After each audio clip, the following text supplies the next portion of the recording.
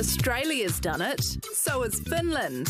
The Netherlands are about to, and the UK and France are looking into it. Smartphones have gone the way of Bulrush and Mary's Little Lamb, banned from schools.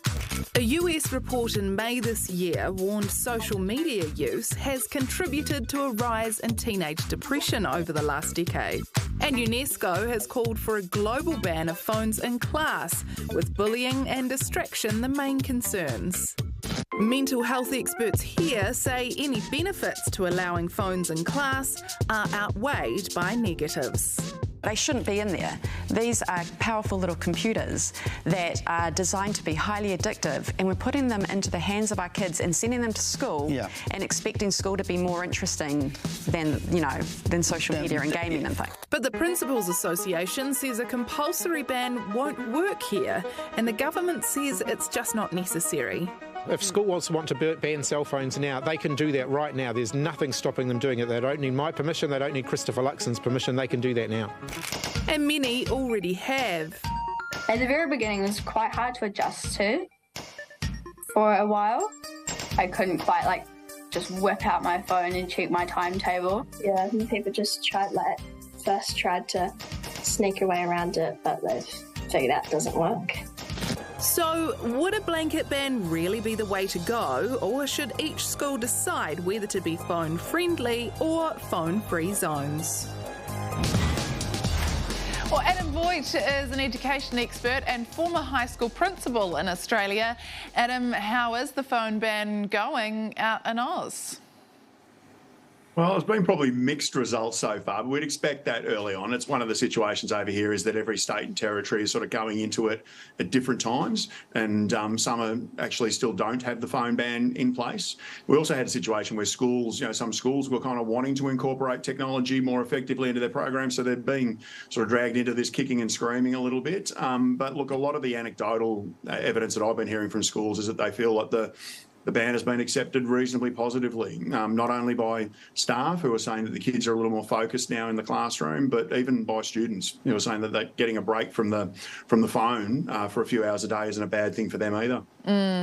Look, it's probably too soon to say, but do you have any insight into whether the places where it has been banned are seeing an improvement in academic performance or less bullying?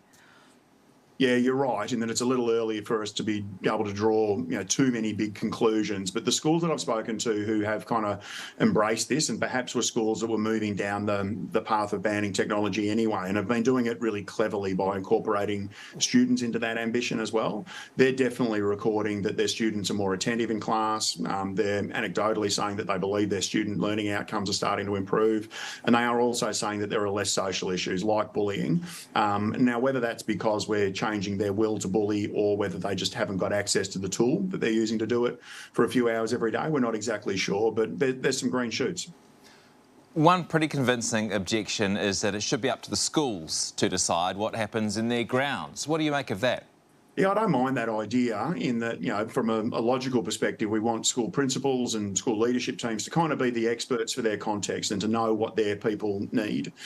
So I can understand that we want to make sure that locally they're able to make that decision. What I think we need to do is respect that decision.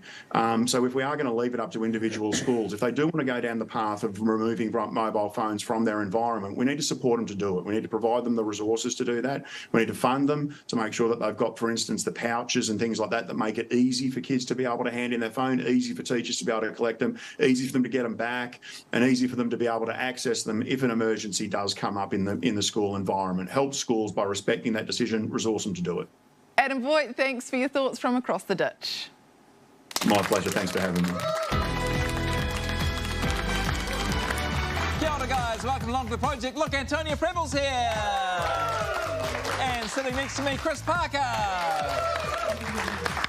Well, a big issue. So many people talking about this issue today. What do you think? I am in favour of the ban. I feel like if I was a student right now, I would hate it. But future me would look back and go, thank goodness that someone took the decision out of my hands and I had a life that was phone-free for 6 hours a day. This is why you're going to be such a good parent, because you're using that key phrase, "You'll thank me later." I feel like bringing the phone ban just for us as adults too. I'm not going to any reason to get off my phone. I feel like if the government are like, get off your phone, then I'll be like, fine. Fine by me. I mean, like, Jessie, I know that you feel really strongly about this and have advocated quite a lot for schools to be taken out of, phones to be taken out of schools. I think it's a nice idea. I just wonder if the horse hasn't bolted already. And in a world where smartphones are a reality, they are part of everyday life, isn't school a great place to foster appropriate use of phones and healthy relationships to social media rather than just banning it outright? I mean, it hasn't really worked for vapes. I don't know how it's going to work for phones. I'm just glad to have an election issue that people are excited about, because this was shaping up to be the most boring election in New Zealand history, and finally people can disagree about something, right? Yeah!